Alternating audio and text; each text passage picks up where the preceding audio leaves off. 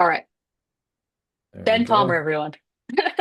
Appreciate that, Sabina. Yeah, so honored that Sabina was asking me to kind of come on here and speak with everyone and kind of run through my story because very recently it felt like I was in the thick of it, and at times I still do. So I'm just going to start with kind of what my learning curve looked like. Like Sabina mentioned, came in around September was my first full month, and I came in thinking that this was going to be easy as, put in the hard work. They signed up for it. They're going to sign. You're going to close everything. It's going to be easy. Just work hard. That was the ego I came in with, and very quickly learned that that's not the case. It takes more skill. It takes more time. So, I was came in with that ego and quickly humbled. And um, like Sabina mentioned, it was never anything that I was debating as like I knew where I was going to be, and I know where I'm going to end up, and I knew the work that it was going to take. One of the stories that I think back to frequently is I think it was my third or fourth time live dialing in the Mac room, and this was still when I didn't really know anyone. I was just kind of going through doing the activity, and Brian Delaney unmutes and goes, "Dude, you sound miserable." And if you guys know who Brian Delaney is, at the time I was just kind of new and hearing that this was like the goat of symmetry and especially our close to the Mac room, and I started sweating. I started like, what do you mean I sound terrible? And he was like, you sound like you're just beaten down and like I wouldn't want to buy from you. And then so went through that, and that was my first introduction to the actual constant correction side of things. That was about a month in, and I was really only doing the massive action. That action is totally critical to what we do here. But that other piece of this is the constant correction. Without each of those, one doesn't work without the other. So that was my first introduction to it. I wish it happened a couple of days in, not a full month, month and a half in, or whatever it was. Um, and one thing I would suggest all of you, because I know a lot of you are newer, we do have some, obviously a couple of us that are a little bit more established with a couple of months under our belt, but for those new people, I would do an exercise where you need to look at where you want to go, whether that's the top of this company, whether that's agency ownership, whether that is simply just whatever goal you have in mind. You need to look at what that goal is, and you need to diagnose what it's going to take to get there. What is the cost? What is the investment that you're going to have to put in? And decide if that's worth it today. That way, when you're in the thick of it, when you're making dials, when you're getting no-showed, when you're going through the learning curve, you already decided that that cost was something you were willing to pay for to where you wanted to go, which was that end goal. So take a couple of minutes, whether that's tonight, tomorrow, over the weekend, and figure out if this is something that will, A, get you to where you want to go, and then if that cost to get there is worth it. Are you, like Sabina said just now in the comments, are you willing to pay the cost? Because we see those end goals, we see what 130s are getting, and we don't, I came in and for me it was tough to imagine Sarah and the thick of it when she was going for those first 3, 4 years. I only saw her as the 130 Sarah. So now I've gotten to kind of get to know her a lot more and have that peel behind the curtain and see the thick of it that she was in. And I think it's worth it. Sabina thinks it's worth it. I know several other people on this call think it's worth it, and hopefully you do too, because I fully believe it is. So take that exercise and decide if the cost is worth it for you now versus when you're going through the hard, because it's going to feel a lot less worth it when it's you don't have or you haven't already decided the cost is worth it. So that was one thing that made me stick through that learning curve of, I'll be fully transparent. September through December was brutal.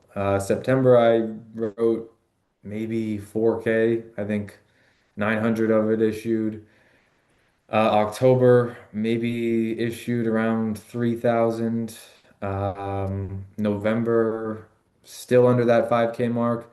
I went over in December. Fully admit to that. So those first 4 months, I was building that foundation. That was a tough mental time, but I never had that light bulb of maybe this isn't it. Because I knew that I was building something. So once you decide that that cost is worth it, you won't look back.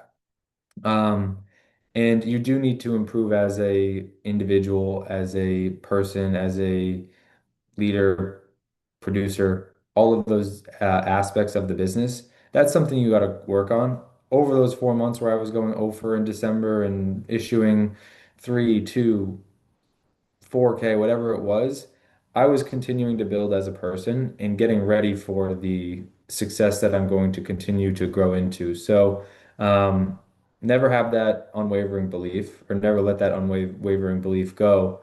Um, and then as I continued or started to have more success, I wouldn't say continued, but this year, I use this year as kind of a reset, and kind of reset mentally. And a few things that helped me actually break through the learning curve, because I know you don't want to just hear about the suck. I know you want to hear about the good things and how everything came to fruition or is starting to come to fruition.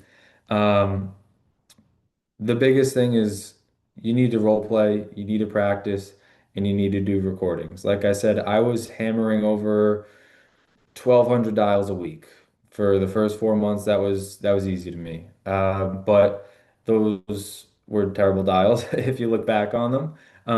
I was in the mindset of I hope these people pick up and then hang up on me so I can just get back to dialing. I didn't want to talk to people.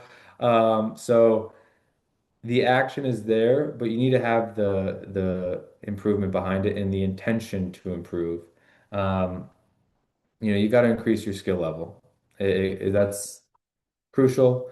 But with that, focus on the gap, or don't focus on the gap, focus on the gain. That's one thing I was always doing. One thing I had on my computer on a post-it card for a while was have your personal best record, whether that's a record each week for dials and then making it more results based. How many applications am I putting in? Is my record one per week? Write two. Is my record 3K per week? Write four.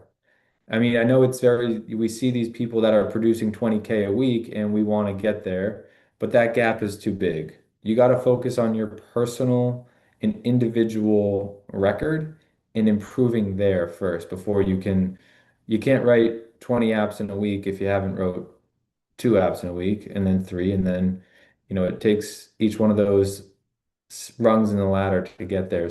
So, really focus on that. And the next big thing for me was engagement and association.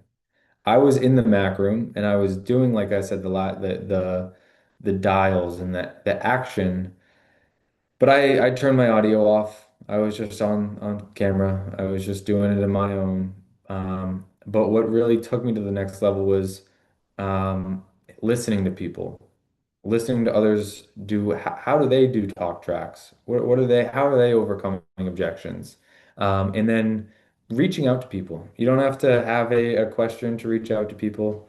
Introduce yourself to as many people. If you see someone, um, yeah, what I started doing in the Mac room was if I saw someone on a call or heard someone speak or heard someone live dial, I would press new chat, type in their name. Hey, you killed it. I loved what you did.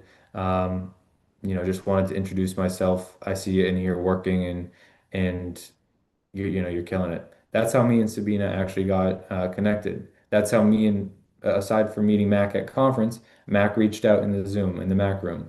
That's how I've met countless people. And now I can rely on those people. Those people come to me, I go to them. We have relationships, not because I needed them at one point and they put out a fire for me, but just because I reached out. So association is the biggest thing. Plug for conference. I don't need to harp on that too much, but get your tickets. Um, you know, live dial, ask questions, comment. If people post wins, say, Sabina, that was a great app you just, great app. It can be that simple. And now Sabina's like, hey, they just commented, even if they're not on your team. So get coachings, go to those, make yourself uncomfortable. That's where the growth happens. And then the next thing I wanted to touch on was make your goals much bigger than you feel ready for. I'm not saying 100K in a month, but don't don't shoot for 5K in 1 month. Shoot for 5K in 2 weeks and then 10K. If you're looking to get Slingshot to 85, I was in 80 land for 4 or 5 months, whatever it was, and it started to feel like, okay, I'm going to be here forever. And then I made my goal. I have to do the next promotion. And then when I got to that promotion, it was the next one. And then it was the next one. And when I was going for, what was it? I guess it would have been 95 this past April. Trisha Benish, who I'm sure if you don't know her, you will. She, in our accountability call, challenged me straight directly, said, Ben, I want you to issue 20K this month. That was at the start of April. I didn't issue 20K, but I made it a goal.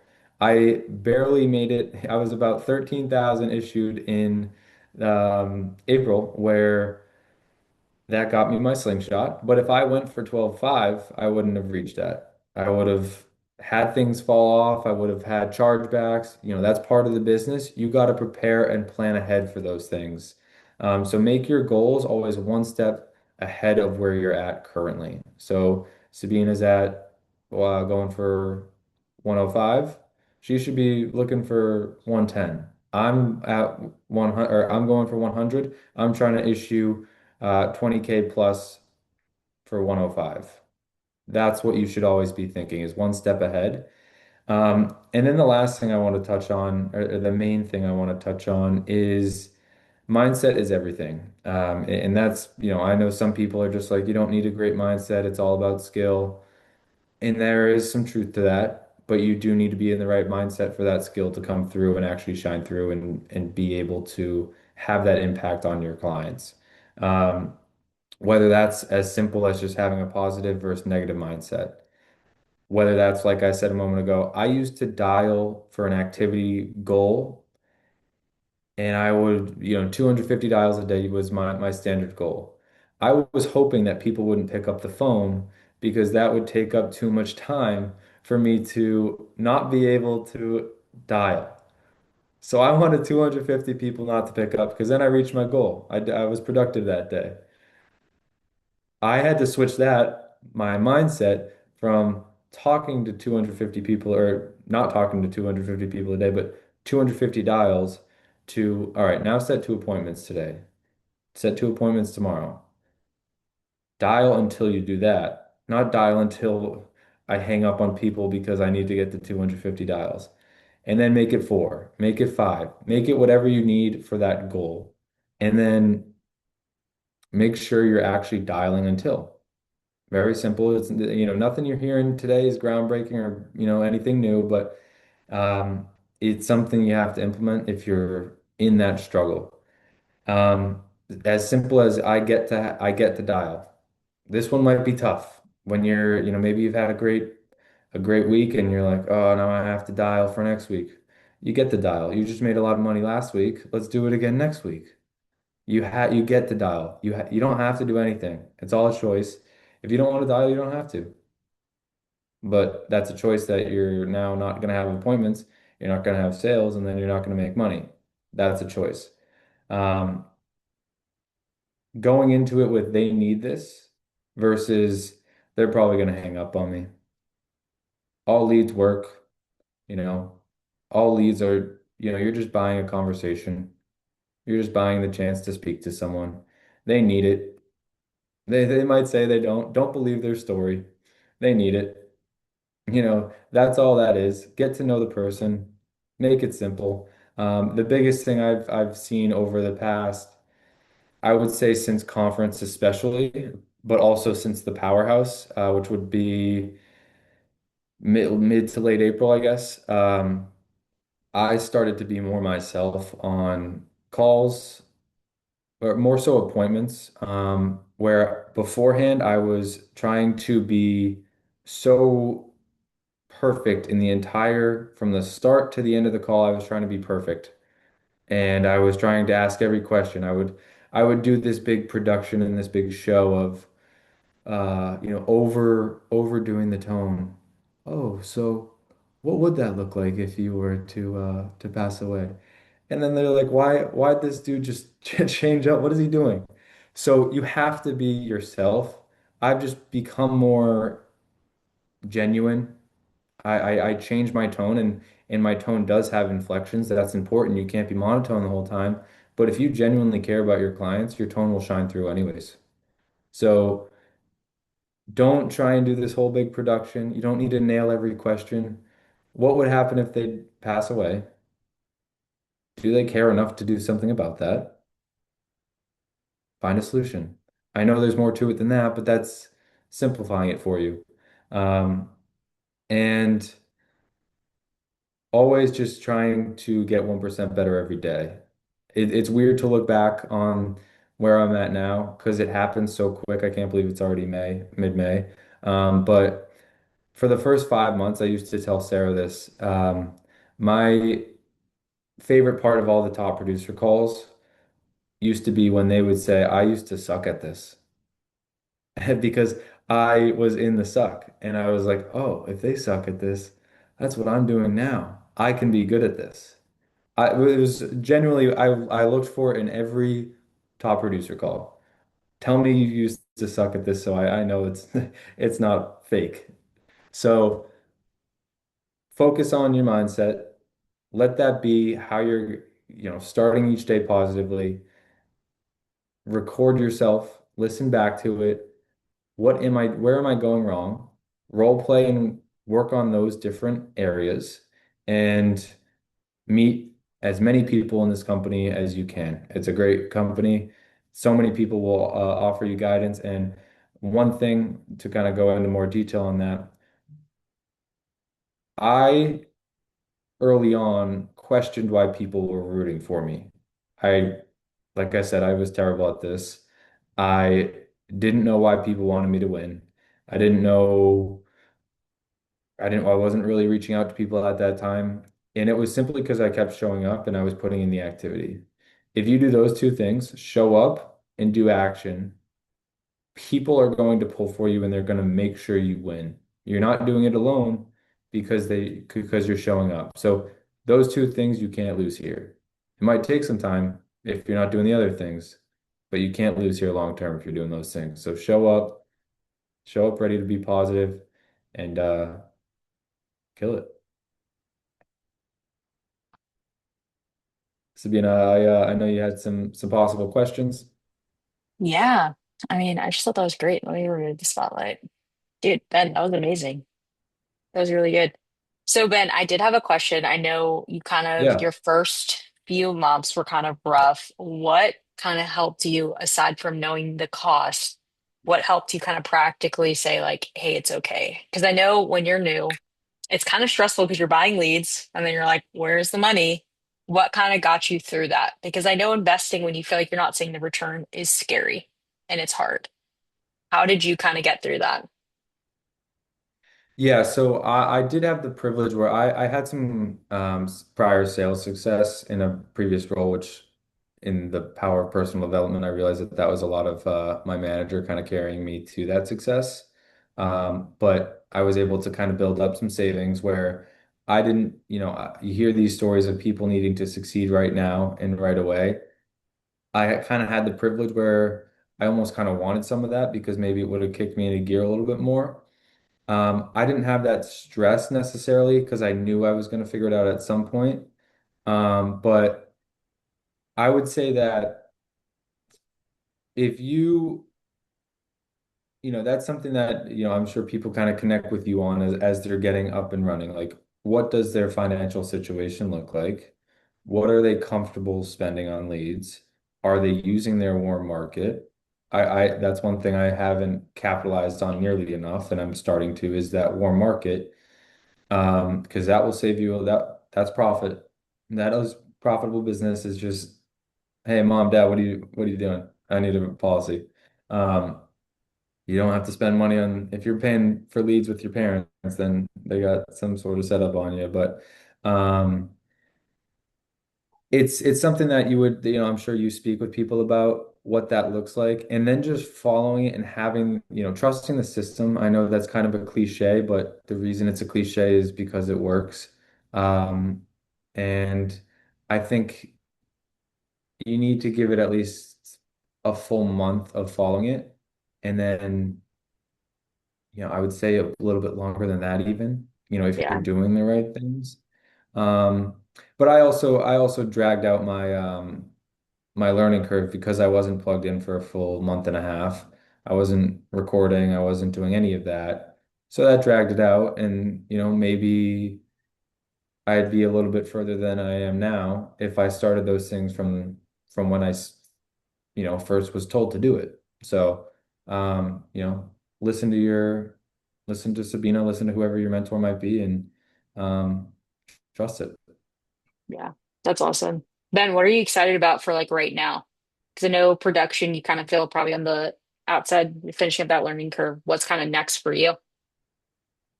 Yeah, so I'm definitely getting more into the building world. So that is a new learning curve in and of itself. I think just finding what people want for themselves. I kind of come in here with my vision of what I want and see like 130 and what that can provide for me.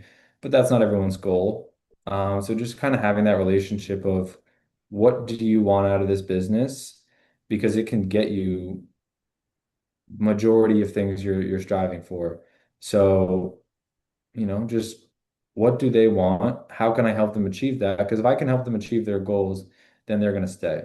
And then maybe we can scale that goal higher where, I know some people will come in and they're like, I just need $2,000, $3,000 a month. Okay, well, fantastic. Let's get you there. But then let's get you to 10K a month. What would that do for you? Um, if that's something they want, of course. So learning that side of things, stepping into that leadership aspect of things, and I think one thing I'm excited with on producing is getting, I'm much more comfortable there, but I do want to master it and have a much more. I want to learn a lot more of the psychology of the client and be able to kind of understand what they're thinking and read their body language, and then have that kind of expertise to pull on when I am meeting with people and be a little bit more of a weapon in that sense, I guess. Yeah, no, that's good.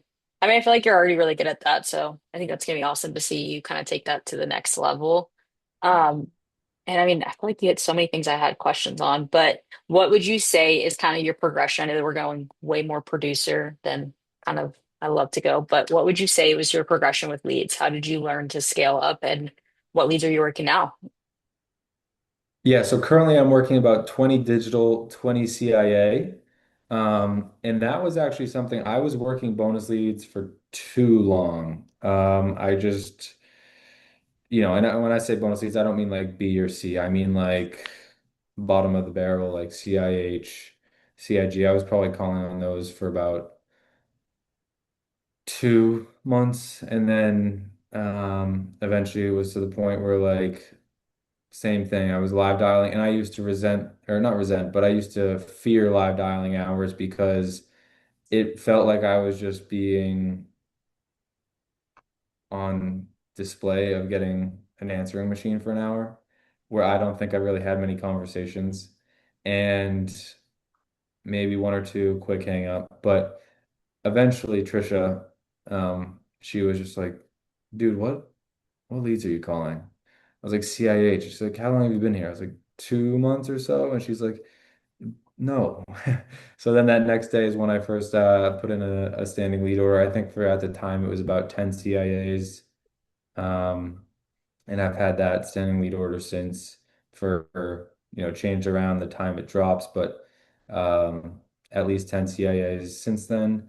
I went into digital around the powerhouse, virtual powerhouse in what was that, February, early February, Yeah, mid-February. That's when I first dove into those. That was another learning curve. How are people gonna they have different expectations. The what caused them or prompted them to reach out was different. So just knowing those nuances. Now I work a little bit of both because I like the differences. I like um, similar to what McKinley said, buying your time back. I like not having to dial as much. I'm still getting used to it because, as I said, I'm used to 1,000+ dials a week. So now I feel less productive, even though I'm having better results. That's just part of I guess leveling up. But yeah, so that's where my lead flow is at now. And then occasionally I'll throw in some additional ones like um if I just feel like I'm behind on the week, Wednesday, Thursday, I'll um see what I'm feeling at that time and then throw some in. that's awesome. And then do you feel like for you with getting that progression, do you feel like you felt fear to up that investment? Because you went from bottom of the barrel to then A leads, no like CIBs or anything like that. How did you feel like you conquered kind of that fear of investing, or did you feel like you had that? I do remember having the fear with digital leads. That's how I felt. Um, yeah, I don't know if I actually had the fear thinking back to like I think that must have been like November when I went to CIA's. I don't remember if that was something I feared. I think because it seemed I think that was more excitement because it was analog leads to just higher quality analog leads. So I think that was like excitement, like, all right, fantastic. I'm gonna close everyone. That same kind of ego at that time. But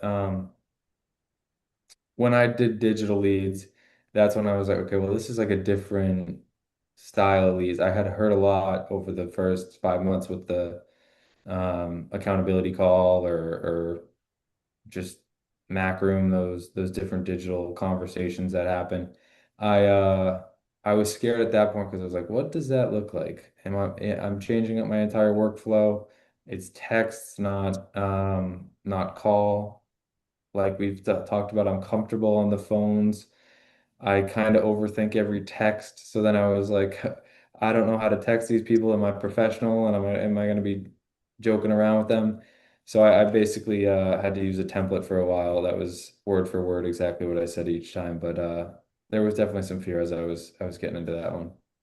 Yeah. That definitely checks out. That definitely makes sense.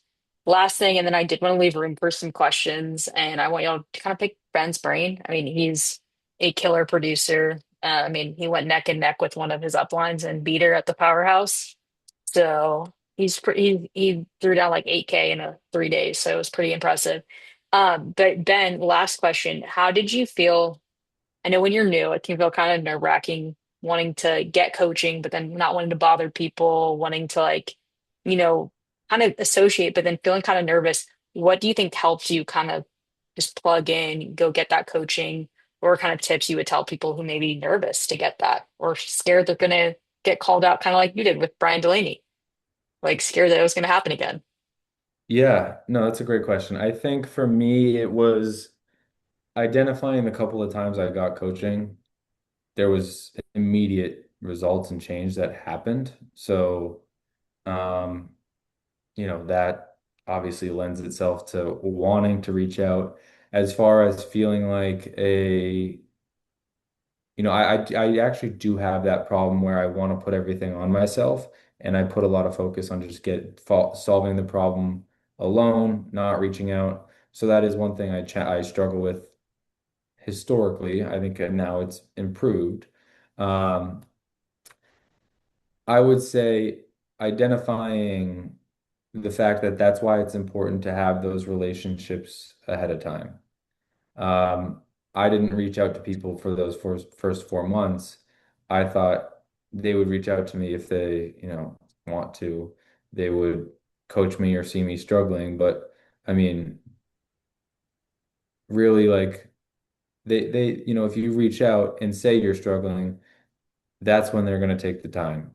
As I would say, if you don't do any activity and you're not plugged in, you're going to have a tough time getting people to actually want to help you.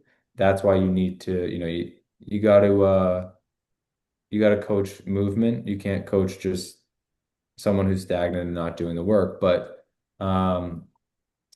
every time I've reached out to someone for guidance and for coaching, it's not, oh, what do you need? It's, oh yeah, when? Let's hop on a call.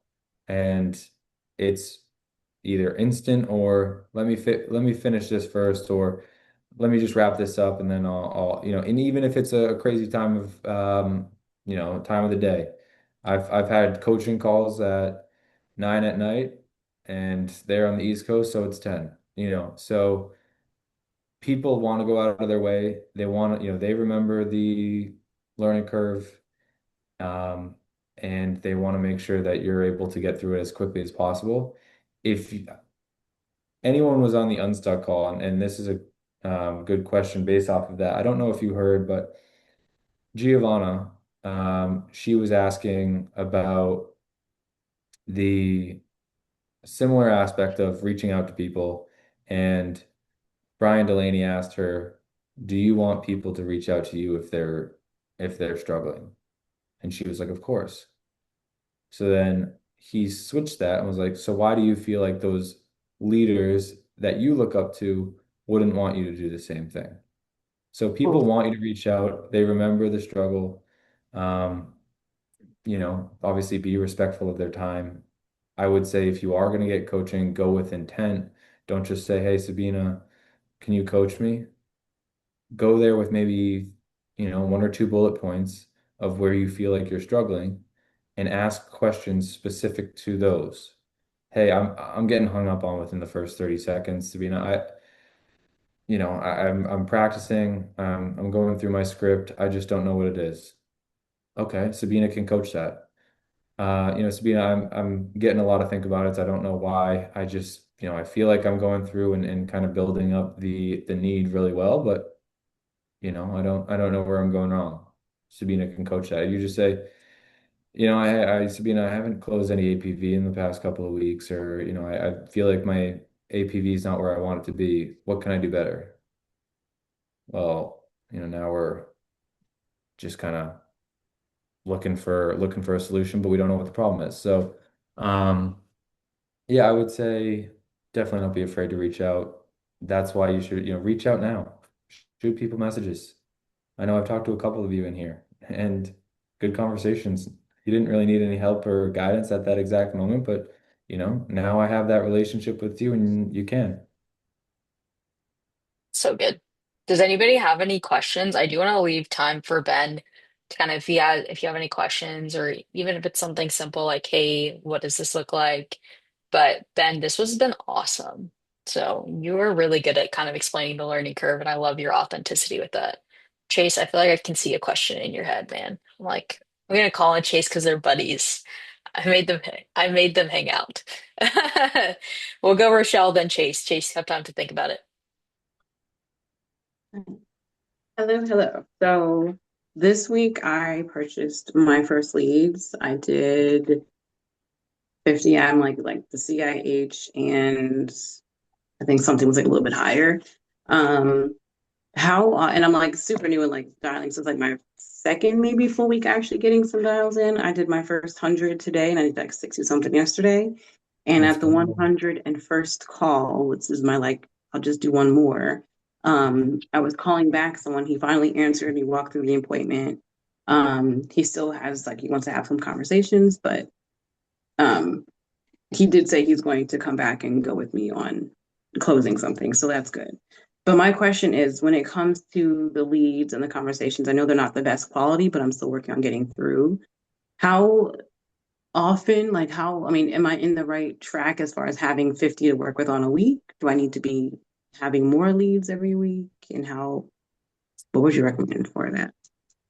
Yeah, so 50, that would be about if you're dialing them all 3 times a day, that would, triple dialing about 150. That's sounds about right as far as the activity number. Um, I think, if you're triple dialing, which I would highly recommend, I don't know if you're on funnel or phone. Um, Also props you, 100 calls, do one more. That's fantastic. And sounds like you were able to have a good conversation with that individual. So, love that you're doing the right things there. Um, yeah, I would say, I'm someone who kind of overspent on leads right away. I would call people and then 3 days later, I didn't have any system as far as early on as far as buying leads. So I would say, yeah, 50 is probably a good starting point. And then from there, hammer them every day. Call them 3 times a day if you have the time for it and you're kind of going through those quick. I am a fast dialer. I can probably go through about 100 dials in an hour, hour and a half if I'm going quick. Depending, especially with those leads where, nowadays I can't do that because I'm having a higher conversation rate. But when I was dialing those leads, you can cut, a lot of turnover as far as limited conversations. Um, if you can do, a dial session in the morning and then a dial session in the evening, I don't know what your schedule looks like, but you can definitely increase the amount of conversations you're having. Um, and then, 50 for the first week, maybe 50 for the second week. Connect with Sabina at that point and see, maybe what that looks like. And then because you've had that activity, she'll have something where you're able to coach and able to, she's able to give you actionable feedback on that activity. Yeah. And like bonus leads, the whole goal of them is really to get in a lot of reps and hopefully close something along the way. But sometimes it takes time to close it at the end. I Yeah. feel like I closed some bonus leads my second month here that I initially had gotten my first few weeks. So just give it some time. But I mean, I usually say after like 2 weeks, start scaling up, move to some Mhm. CICs, CIDs, because you're going to start, you've already practiced so much on skill. So now it's, hey, let's move up because this is where you're going to be able to have better conversations and really just scaling reps. It's like dumbbells. I don't want to give you a 60-pound dumbbell if you've only done 4 pounds. I'm going to start you at 10 pounds, 20 pounds. You're still lifting weights. We just want to get you to higher weights quickly. So progressive overload. So congrats, Rochelle. That's awesome. Now That's Chase, fantastic. I always pick on Chase, but him and Ben got to connect, so he has to say something nice about his boy Ben. What up, Ben? What up, Sabina? How we doing? Doing all right. I think my question, because a lot of the talking was purely based on like production. I know that you said you're learning now. You're through the learning curve of building. Uh, how or I hear a lot of people say collapsing time as far as like getting a lot of dials in within a couple of days. Are you still? I guess my question is, do you still dial heavy all week, or is there certain days that you're dialing really really heavy, and then you're focusing on building for the rest of the week? How is your schedule with dialing and then balancing the like building? Yeah, yeah. So I am doing Friday. My goal is 10 appointments. And then booked. Saturday, 10 appointments booked. So I'm trying to get that 20 by the time I'm heading into the week. Typically it's gonna be, it's 15 to 20. I'm not gonna kill myself over you know, I'm not gonna overwork myself. I'm gonna work until there's 15 on the books. But if I'm able to and get 20, 22, fantastic. Um, I am still balancing what that looks like as far as Monday, I'm trying to run as many appointments as I can. Tuesday, I'm trying to run as many appointments as I can. I'll admit I tend to have a longer appointment than maybe others. So I know some people where they're like booking an appointment every 45 minutes. I like to kind of space mine out an hour because I know if I'm writing an application, it's going to be over an hour. If I'm writing two, I can go through the application quick, but I really want to have that 30 to 40 minute conversation Sometimes it goes longer if you gotta, that's with like people that are quiet. Um, just because I'm really trying to dig into everything, and have that ammo for the conversation. Um, so I'm still trying to balance that, how I can front load a little bit more. And I know we've talked about that because she had something she's shifting to as well. Um, and then I'm trying to have Wednesday, Thursday, and Friday for more like overflow of, some people's schedules are crazy. You're not gonna get them on a Monday or Tuesday. I'm not gonna just ignore those people, of course. Um, so that's maybe a Wednesday evening, Thursday night, and then reschedules, of course. So I am trying to put a lot of that interviewing time on Wednesday, Thursday, Friday afternoon. And then after Friday afternoon, I have like a cutoff point where then it's dialing. It's good. Anybody else have any other questions for Ben? Anything that stood out to you? Anything that he said that you were like, wow, that was really, really good? I remember being new, hoping people didn't answer. So I get that. Laura, you got something? Oh yeah, I got something. Ben, that was an excellent call. Thank you for dropping this wisdom on us. Thank you. Very eloquent speaking. Loved it. You're awesome. Keep crushing it. Appreciate you. You're cool as hell. Thank you. Let's go. Just Frank, you got anything? Just Yeah, kidding. sorry, Frank's sorry, Frank's awesome. I'm I'm cooking, so I'm trying to make sure I'm not burning anything. But dude, I feel that I thought I was gonna come into this doing like 10K weeks, like nothing, and I learned real quick I'm not that hot, you know. Not yet. So I feel like yeah, I definitely got humbled. I guess like two things I'm thinking of is what did you use for dialing? Because I just canceled my old dialer because I'm from FFL, so I'm trying to like Okay. do everything new here. What did you use for dialing? And then what was your schedule? Because right now I'm doing like the CIDs and CICs, so like yeah. Yeah, so I've always been funnel. I thought it was um, fairly required when we started here, and for I guess all intents and purposes, it's required.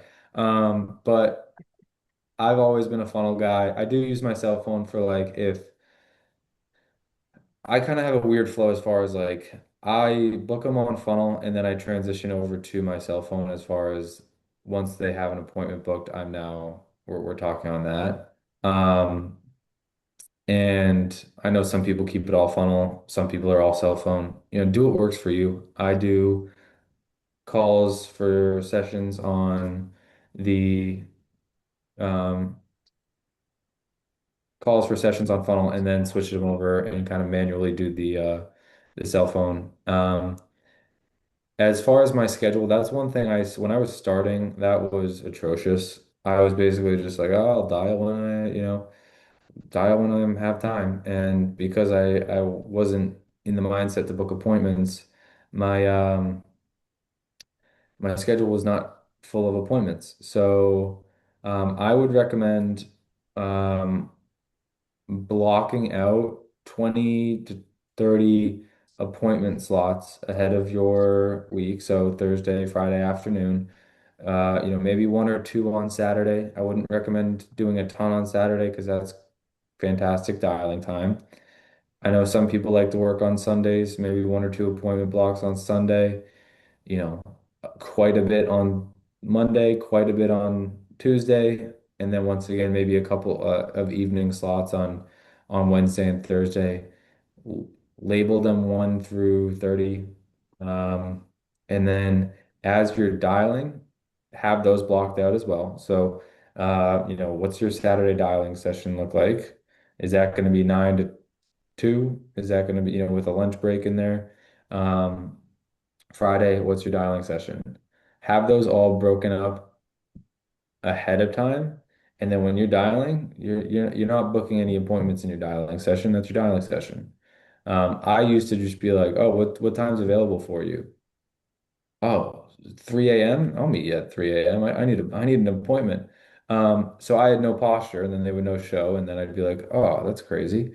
So, you know, have that dialing session booked because it will also improve your posture.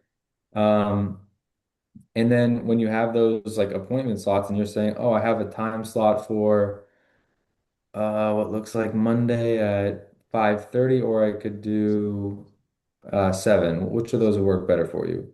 Then you actually have time slots dedicated to that.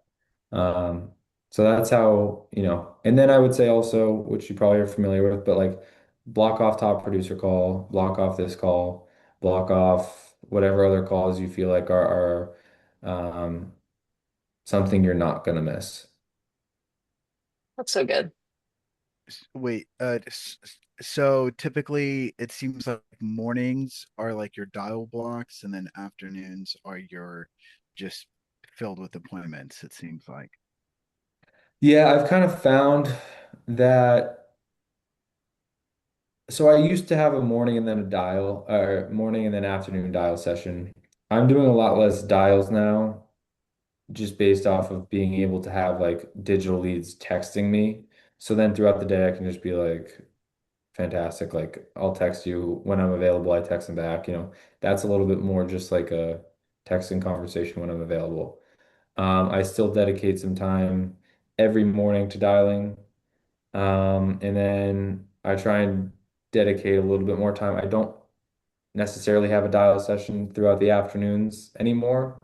And that's just because I'm running more appointments and I can kind of get the appointments I needed with a main dial session in the morning. And then when I do have downtime, whether it's in between appointments or in between the top producer call and then my next appointment, hypothetically, that's when I can kind of sprinkle in some additional dials and I'm still able to get to that 20, 22 to get to the 10 sits I need. Yeah, that's good. And I think it's also knowing your own brain, Frank. If Yes. I set up a lot of different blocks, I'm gonna feel very overwhelmed and I'm just not gonna like it.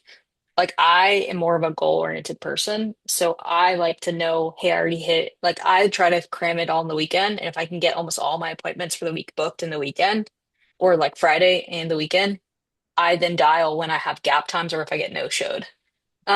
Because for me, my brain just doesn't work. Like if I have a bunch of blocks, it's hard for me to look at my calendar. I feel like I Yep. put people in the wrong spots. So it's also knowing who you are and like whether it has to be calendar blocked or not, but like saying, hey, non-negotiables, it has to be 20 dials. I need 20 appointments minimum on the Yeah. board. If you're full-time, if you're part-time, cut it in half. Yep. If you're full-time, minimum 20. That's where you're going to see Yeah. results. Yeah, I like that because knowing what works for you is very important. I know, just to kind of shout out some people, Joe Carballo, I don't know if he's an elite producer, if he just hasn't, I don't think, issued 30K in back-to-back months, but he does it about half the time. I think he's an elite producer in my mind. Um, he only does an hour. He knows after an hour he has diminishing returns. He's not going to have that hour and 5 minute call. He's going to be a little bit more lethargic and not go through his process right. So he sets an hour timer and then takes a break. Gino Locklear, who, if you don't know Gino, I would say he actually is right before me and Sabina dial on Mondays. I think it's what time do we dial? 1? Yeah, We dial at 2? I think it's one. So No, yeah, it's he one. he dials at noon. We dial at 1.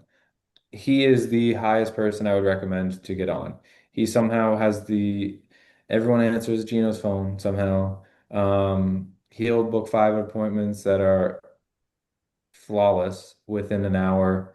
Um, and he's someone that I listen to because he gives me confidence that I'm going to be better. So I would recommend listening to him. But if that time doesn't work for you, find other elite producers to listen to and just see how they kind of go through it. But the reason I bring him up is because he and a lot of those other North Carolina Lumberton boys, they dial block 3 hours. I can't do that. I can't dial and sit still and focus for 3 hours because by hour 2, I'm Gino Locklear. Um, Gino, Locklear. I don't know how to spell it, but they dial for 3 hours and then they can kind of go through that, no problem. They have that stamina. They've been doing it since they've been here for about 8 years. So he has no problem dialing for 3 hours nonstop. A lot of people can't do that. Know what works for you. I'll go for a walk midday where I'm just like, I need, keep the phone in the house and then just go look at the sun, do whatever. So, Yeah, I think that's so Yeah, good. this is blowing my mind because it's like like the agency I come from, we didn't do appointments and we're dialing 12 hours a day. And it's like to even just think about that much free time is like, what the heck? Like, oh my God. And when you Yeah, start it, that's stacking your crazy. week, you're gonna really experience a lot of that breakthrough. Like that, I think last week I had one of my best weeks. Did 24 appointments. I had 24 appointments booked in 2 days and wow. got to like 10K by Tuesday and was just done with like I could be kind of done with my production because I hit it all out in those 2 days.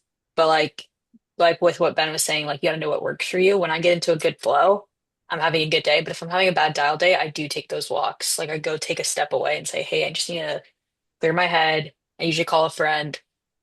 Ben probably knows that we have like a group chat, so sometimes will be like, this is the worst. But like it's okay to feel frustrated. You take a step and you come back in. Because at the end of the day, like it's a discipline that we're doing. Some days there's delight, but it's always a discipline. It's like working out. Some days you feel great in the gym, sometimes it feels terrible. But you can't have the delight if you don't have any discipline in it, because you'll never Find get the good fun in enough. it. That's Yeah, so find the Yeah. good. fun. Wow. If someone cusses you out, that is my favorite call, opposed to actually selling a policy. But if someone is cussing me out, you'll see me laughing hysterically in the macro because I think it's so funny that I, call someone twice, they pick up and they're like that angry over someone that they requested to call them calling me. Like when you think about it like that, opposed to, taking it personally, it makes it funny. So it's, enjoy it because it is funny. And you can mess with them back occasionally. Yes, you can. You can. You can always, Light them up. they're not gonna sign a paper. They're not gonna sign a policy. Have fun Yeah. with it. Exactly. The amount of people that told me they're gonna call my manager, I don't have a manager. Who are you gonna call? If you replay this call, you will see me laughing at one point, and it's because exactly that was me. So, any last closing questions? Ben, you want to say anything else or anybody have a thought? Because you can stay chatting with Ben if you want, but I know some people if they need to go somewhere. I know people have lives and kids and families. So, any other last questions? No? Well, this was an amazing call. Thanks for everyone for coming. Can we all drop I don't know. Let's everyone just like unmute. We can like thank you, Ben, for coming. This was powerful and just your story is so real and so authentic. And I know this is like your first team call, but it did not feel like that. Felt like you've been doing this forever. So thank you for coming in and pouring in to my team and to everyone, a single one of us. And I think it's just so powerful hearing your story. And I'm so excited to see where you're going to go and grateful that we get to watch you on your journey. And we're not in the same hierarchy, but we're all in the same kind of family doing this thing together. So I'm so excited for you. And this was amazing. And hope everyone Appreciate has a it. great rest of y'all day. Tomorrow's Friday. Let's get this week going. Entering to week 4 of a 5-week month. If week 3 sucked, week 4 is about to start. So let's get ready. Let's get going. It's going to be awesome. I will see you on the Mac room. If you need anything, you can always feel free to contact me or Christian. Ben, could you drop your number in the chat if any of the people need it Yeah. or they want it? I think everyone here has my number. If they don't, I don't know how you got here because I spammed you. If you don't, how did you get here? Who are you and But how'd you get here? who are you? It's just Frank. I'm kidding. I'm kidding. If y'all don't know, that was Frank is a baller. He's gonna crush it. He just needs time to learn mortgage protection versus what IULs. So My He's guy Christian too. What's up, Christian? you're muted, babe. Oh Oh, there. no. What's going on, man? Good to How see we you, dog. been? You too, Dude, I'm man. I'm so busy, bro. Like it's crazy. But I